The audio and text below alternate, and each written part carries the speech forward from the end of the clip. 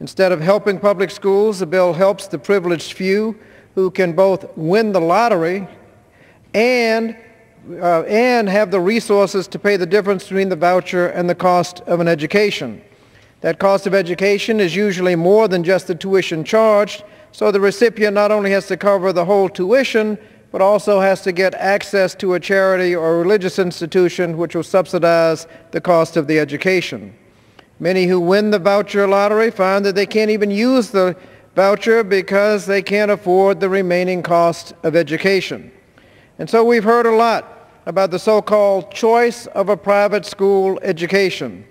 That choice is only available to those who win the voucher lottery. So it's not a choice, it's a chance. And with that same logic, we could solve the Social Security problem by just selling lotto tickets. Those who win the lotto will be much better off, but of course few will win. And likewise, 90% of those who seek a voucher will lose the voucher lottery, and so they don't have a choice. Even though they have chosen a lottery, they don't have the choice. They will remain in public schools, and those schools will be worse because the money has been diverted. The evidence now shows that even those who win the lottery may not be better off. Studies of the D.C. voucher program reveal that there's virtually no improvement in education.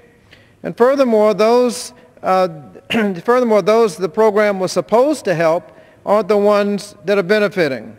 Those in failing schools represent a small portion of those who use vouchers.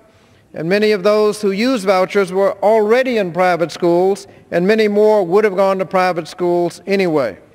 The schools that these children attend with vouchers are not covered by the same educational accountability standards as public schools, and the students and employees are not covered by the same civil rights protections. So we should defeat this bill and channel these funds into the public schools in Washington, D.C. I yield back the balance.